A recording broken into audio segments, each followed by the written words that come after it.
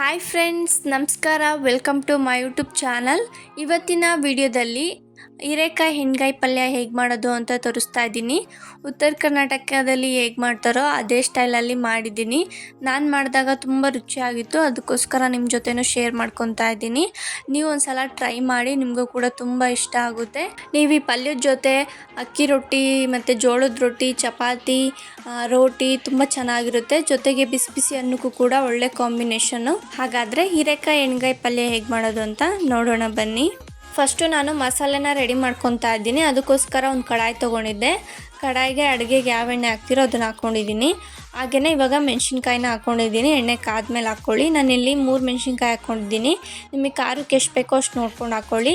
ನಾನಿಲ್ಲಿ ಯಾವುದೇ ಖಾರದ ಪುಡಿ ಬಳಸ್ತಾ ಇಲ್ಲ, ಅದಕ್ಕೆ ನಿಮ್ಮ ಖಾರಕ್ಕೆ ಎಷ್ಟು ಬೇಕೋ ಅಷ್ಟು ನೋಡ್ಕೊಂಡು ಹಾಕ್ಕೊಳ್ಳಿ.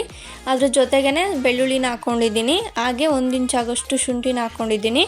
ಬೆಳ್ಳುಳ್ಳಿ ಜಾಸ್ತಿ ಇದ್ದಷ್ಟು ಟೇಸ್ಟು ತುಂಬ ಚೆನ್ನಾಗಿರುತ್ತೆ. ಇವಾಗ ಎಣ್ಣೆಲೆ ಹಂಗೆ ಫ್ರೈ ಮಾಡ್ಕೊಳ್ಳೋಣ. ಇವಾಗ ಚೆನ್ನಾಗಿ ಫ್ರೈ ಆಗಿದೆ. ಫ್ರೈ ಮಾಡ್ಕೊಂಡಾದ್ಮೇಲೆ ಇವಾಗ ಕಡಲೆ ಬೀಜನ ಹಾಕ್ಕೊತಾ ಇದ್ದೀನಿ. ನಾನಿಲ್ಲಿ ಒಂದು 3 ಸ್ಪೂನ್ ಆಗೋಷ್ಟು ಕಡಲೆ ಬೀಜನ ಹಾಕ್ಕೊಂಡಿದ್ದೀನಿ. ನೀವು ಬೇಕಾದರೆ ಕಡಲೆ ಬೀಜನ ಫಸ್ಟಿಗೆ ಹುರಿದು ಪುಡಿ ಮಾಡಿಟ್ಕೊಂಡಿದ್ರೆ ಅದನ್ನು ಯೂಸ್ ಮಾಡ್ಕೊಳ್ಳಿ, ಇಲ್ಲಾಂದರೆ ಒಗ್ಗರಣೆಗೆ ಡೈರೆಕ್ಟ್ ಹಾಕ್ಕೋಬೋದು. ಇವಾಗ ಸ್ವಲ್ಪ ಕೊತ್ತಂಬರಿ ಸೊಪ್ಪು ಹಾಗೆ ಸ್ವಲ್ಪ ಕರಿಬೇವನ್ನು ಹಾಕ್ಕೊಂಡು ಸ್ವಲ್ಪ ಹೊತ್ತು ಫ್ರೈ ಮಾಡ್ಕೊತಾ ಇದ್ದೀನಿ. ನಿಮ್ಮ ಮನೇಲಿ ಆವಾಗವಾಗ ಎಣ್ಗಾಯಿ ಪಲ್ಯ ಮಾಡ್ತಾ ಇದ್ದೀರಂದರೆ ಕಡಲೆ ಬೀಜನ ಹುರಿದು ಪುಡಿ ಮಾಡ್ಕೊಂಡು ಇಟ್ಕೊಂಬಿಡಿ. ನೀವು ಎಣ್ಗಾಯಿ ಮಾಡ್ಕೋಬೇಕಾದ್ರೆ ಯೂಸ್ ಮಾಡ್ಕೊಳ್ಳಿ, ಇಲ್ಲಾಂದರೆ ಈ ಥರ ಡೈರೆಕ್ಟಾಗಿ ಒಗ್ಗರಣೆಗೂ ಕೂಡ ಹಾಕ್ಕೋಬೋದು. ಇವಾಗ ಚೆನ್ನಾಗಿ ಫ್ರೈ ಮಾಡ್ಕೊಂಡಾದ್ಮೇಲೆ 1 ಸ್ಪೂನ್ ಆಗೋಷ್ಟು ಬಿಳಿ ಎಳ್ಳನ್ನ ಹಾಕ್ಕೊಂಡಿದ್ದೀನಿ. ಹಾಗೆ ಅರ್ಧ ಸ್ಪೂನ್ ಆಗೋಷ್ಟು ಕರಿ ಎಳ್ಳನ್ನ ಹಾಕ್ಕೊಂಡಿದ್ದೀನಿ.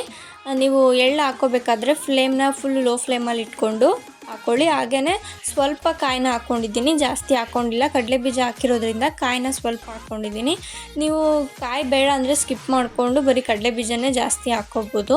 ನಾನು ಸ್ವಲ್ಪ ಕಾಯಿನೂ ಹಾಕಿದ್ದೀನಿ. ಟೇಸ್ಟ್ ಸ್ವಲ್ಪ ಡಿಫ್ರೆಂಟಾಗಿ ಚೆನ್ನಾಗಿರುತ್ತೆ. ಸ್ವಲ್ಪ ಹಂಗೆ ಬೆಚ್ಚಗಾಗೋವರೆಗೂ ಫ್ರೈ ಮಾಡ್ಕೊಳ್ಳಿ, ಜಾಸ್ತಿ ಫ್ರೈ ಮಾಡೋಕ್ಕೆ ಹೋಗಬೇಡಿ. ಇದೆಲ್ಲ ಆರಿದ್ಮೇಲೆ ರುಬ್ಕೊಂಡು ಇಟ್ಕೊಂಬಿಡಿ. ಇವಾಗ ಅದೇ ಕಡಾಯಿಗೆ ಸ್ವಲ್ಪ ಎಣ್ಣೆ ಹಾಕ್ಕೊತಾ ಇದ್ದೀನಿ. ಹೀರೆಕಾಯಿನ ಸ್ವಲ್ಪ ಎಣ್ಣೆಲೆ ಫ್ರೈ ಮಾಡ್ಕೋಬೇಕು. ಹೀರೆಕಾಯಿನ ಎಣ್ಣೆಲಿ ಫ್ರೈ ಮಾಡೋದ್ರಿಂದ ಬೇಗ ಬೇಯುತ್ತೆ, ಅದಕ್ಕೋಸ್ಕರ ಸ್ವಲ್ಪ ಎಣ್ಣೆಲೆ ಫ್ರೈ ಮಾಡ್ಕೊತಾ ಇದ್ದೀನಿ. ಇವಾಗ ಹೀರೆಕಾಯಿನ ಹಾಕ್ಕೊತಾ ಇದ್ದೀನಿ. ಹೀರೆಕಾಯಿನ ಫಸ್ಟು ಮೇಲ್ಗಡೆ ಚಿಪ್ಪೆ ಇರುತ್ತಲ್ವ, ಸ್ವಲ್ಪ ಅದನ್ನೆಲ್ಲ ಎರೆದ್ಬಿಟ್ಟು ಚೆನ್ನಾಗಿ ವಾಶ್ ಮಾಡಿ 4 ಪೀಸಾಗಿ ಕಟ್ ಮಾಡ್ಕೊಳ್ಳಿ ಮಧ್ಯ. ಆವಾಗ ಚೆನ್ನಾಗಿ ಬೇಯುತ್ತೆ ಎಣ್ಣೆಯಲ್ಲಿ. ಇವಾಗ ಚೆನ್ನಾಗಿ ಫ್ರೈ ಮಾಡ್ಕೊಳ್ಳಿ. ಸ್ವಲ್ಪ ಎಣ್ಣೆಲಿ ಚೆನ್ನಾಗಿ ಫ್ರೈ ಆಗಬೇಕು, ಅಲ್ಲಿವರೆಗೂ ಫ್ರೈ ಮಾಡ್ಕೊತಾ ಇದ್ದೀನಿ. ನೋಡಿ, ಇವಾಗ ಹೀರೆಕಾಯಿ ಎಲ್ಲ ಚೆನ್ನಾಗಿ ಫ್ರೈ ಆಗಿದೆ. ಇಷ್ಟು ಫ್ರೈ ಆದರೆ ಸಾಕು. ಇವಾಗ ಸೈಡಲ್ಲಿ ಪ್ಲೇಟಲ್ಲಿ ಇದನ್ನು ಎತ್ತಿಟ್ಕೊತಾ ಇದ್ದೀನಿ. ಇವಾಗ ಅದೇ ಕಡಾಯಿಗೆ ಇನ್ನೂ ಸ್ವಲ್ಪ ಎಣ್ಣೆ ಹಾಕ್ಕೊತಾ ಇದ್ದೀನಿ. ಒಗ್ಗರಣೆ ಹಾಕ್ಕೋಬೇಕಾಗುತ್ತೆ. ಒಗ್ಗರಣೆಗೆ ಎಷ್ಟು ಬೇಕೋ ಅಷ್ಟು ನೋಡ್ಕೊಂಡು ಎಣ್ಣೆ ಹಾಕ್ಕೊಳ್ಳಿ. ಇವಾಗ 1/4 ಸ್ಪೂನ್ ಆಗೋಷ್ಟು ಸಾಸಿವೆನ ಹಾಕ್ಕೊಂಡಿದ್ದೀನಿ. ಸಾಸಿವೆ ಎಲ್ಲ ಚಟಪಟ ಅಂದಮೇಲೆ ಇವಾಗ ಈರುಳ್ಳಿನ ಹಾಕ್ಕೊತಾ ಇದ್ದೀನಿ. 1 ಮೀಡಿಯಮ್ ಸೈಜ್ ಈರುಳ್ಳಿನ ಸಣ್ಣದಾಗಿ ಕಟ್ ಮಾಡಿ ಇಟ್ಕೊಂಡಿದ್ದೆ, ಅದನ್ನು ಹಾಕ್ಕೊಂಡಿದ್ದೀನಿ. ಆದಷ್ಟು ಈರುಳ್ಳಿನ ಸಣ್ಣದಾಗಿ ಕಟ್ ಮಾಡ್ಕೊಳ್ಳಿ, ಆವಾಗ ಪಲ್ಯ ಚೆನ್ನಾಗಿರುತ್ತೆ. ಇವಾಗ ಇದ್ರ ಜೊತೆಗೇ ಹೀರೆಕಾಯಿನೂ ಫ್ರೈ ಮಾಡ್ಕೊಂಡಿದ್ನಲ್ಲ, ಅದನ್ನು ಕೂಡ ಆ್ಯಡ್ ಮಾಡ್ಕೊತಾ ಇದ್ದೀನಿ. ಆ್ಯಡ್ ಮಾಡಿಕೊಂಡು ಎರಡೂ ಚೆನ್ನಾಗಿ ಫ್ರೈ ಮಾಡ್ಕೊಳ್ಳಿ. ಈರುಳ್ಳಿ ಜಾಸ್ತಿ ಗೋಲ್ಡನ್ ಕಲರ್ ಬರೋವರೆಗೂ ಏನು ಫ್ರೈ ಮಾಡ್ಕೊಬೇಡಿ, ಬೆಂದರೆ ಸಾಕಾಗುತ್ತೆ. ಇವಾಗ ನೋಡಿ ಫ್ರೈ ಮಾಡ್ಕೊತಾ ಇದ್ದೀನಿ. ನೋಡಿ, ಇವಾಗ ಕರೆಕ್ಟಾಗಿ ಈರುಳ್ಳಿ ಮತ್ತು ಹೀರೆಕಾಯಿ ಕರೆಕ್ಟಾಗಿ ಫ್ರೈ ಆಗಿದೆ. ಇವಾಗ ರುಬ್ಕೊಂಡಿರೋಂಥ ಮಸಾಲಾನ ಹಾಕ್ಕೊತಾ ಇದ್ದೀನಿ. ನೋಡಿ, ಇವಾಗ ಹಾಕ್ಕೊಂಡಿದ್ದೀನಿ. ಹಾಕ್ಕೊಂಡಾದ್ಮೇಲೆ ಅದೇ ಮಿಕ್ಸಿ ಜಾರ್ಗೆ ಸ್ವಲ್ಪ ನೀರು ಹಾಕ್ಕೊಂಡು ಕ್ಲೀನ್ ಮಾಡಿಕೊಂಡು ಅದೇ ನೀರನ್ನ ಇಲ್ಲಿಗೆ ಹಾಕ್ಕೊಂಡಿದ್ದೀನಿ. ಹಾಕ್ಕೊಂಡಾದ್ಮೇಲೆ ಚೆನ್ನಾಗಿ ಮಿಕ್ಸ್ ಮಾಡ್ಕೊಳ್ಳಿ. ನೋಡಿ, ಇವಾಗೆಲ್ಲ ಚೆನ್ನಾಗಿ ಮಿಕ್ಸ್ ಮಾಡ್ಕೊಂಡಿದ್ದೀನಿ.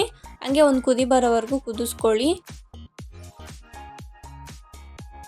ನೋಡಿ, ಇವಾಗ ಒಂದು ಕುದಿ ಬರೋವರೆಗೂ ಕುದಿಸ್ಕೊಂಡಿದ್ದೀನಿ.